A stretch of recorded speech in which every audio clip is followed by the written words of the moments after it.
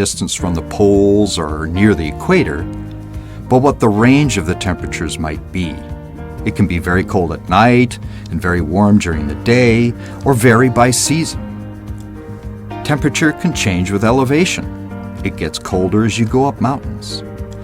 Organisms that prefer those different temperature regimes, as we call them, have specific adaptations for that regime. Another thing about these physical factors is that they can be actual barriers to the movement of organisms. They can physically restrict organisms to a particular place. Mountain ranges, even rivers, can be barriers in a terrestrial environment. Some organisms can't cross them. There are even barriers in the ocean. Freshwater outflow, say from the Mississippi River, makes a barrier. Different ocean species that like salt water are separated on the east and west sides of the dangerously fresh outflow, at least dangerous to these marine animals anyway. Or islands. They're isolated by the water around them. A tortoise living in the Galapagos, for example, wouldn't be able to get back to South America or some other landmass without crossing the ocean. And tortoises are pretty good at floating in the ocean, but no one would argue that it's their preferred way of life. So the ocean is a barrier to movements of many terrestrial organisms. We're actually talking here about something called island biogeography, which a lot of scientists love to look at because it provides a laboratory in which to study evolution.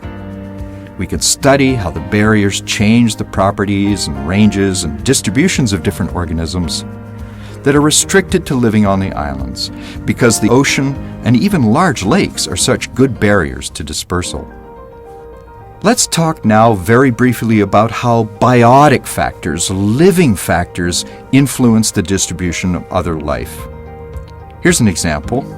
There are places in the ocean that are essentially deserts where there's low productivity, low biomass, low biodiversity. Without high species richness or large populations of plankton, things like whales are going to have a hard time. Likewise on land, no grass, no antelopes. Those are very simple examples of how one type of life can dictate where other kinds of life might have their preferred habitats. Another great example, going back to the whales, this is one I love, is people think of whales as these sleek things that are going through the water at high speeds, but when you look closely at the front end of a humpback whale, there's an entire little ecosystem living there. Everything from barnacles to these, well, you can imagine whales are big, so their lice are big too. So they have this type of crustacean, these lice, that live in between the barnacles and all over the whale. If you had lice that big, you'd probably notice, but the whales just seem to deal with it. Basically, the host whale is the preferred habitat for these parasites. The range of the lice is going to depend on the range of the host. The final factor in the uneven distribution of life is evolution, of course. Evolution is not a ladder, it's not a line of change. It's actually a bush. As life evolves, the pathways of change make a sequence of branches and twigs that tell us that life is constantly diversifying. So you can see how this would very rapidly become a very complicated overlay on top of the fact that life depends on other life to live, and the fact that physical factors can govern where living things live.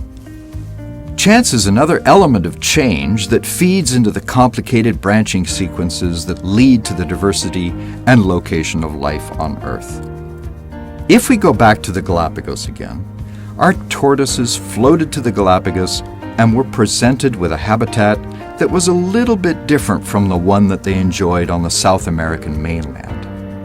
Like the Rolling Stones said, you can't always get what you want. But the tortoises discovered that it was enough. The tortoises were no longer in their preferred habitat, but some adapted to the new circumstances. They survived and reproduced. That is, the population evolved. They arrived at this new habitat by chance and then adapted to a new home that eventually became their preferred habitat. Okay, so we've looked at some natural factors that contribute to the patterns of life on the planet.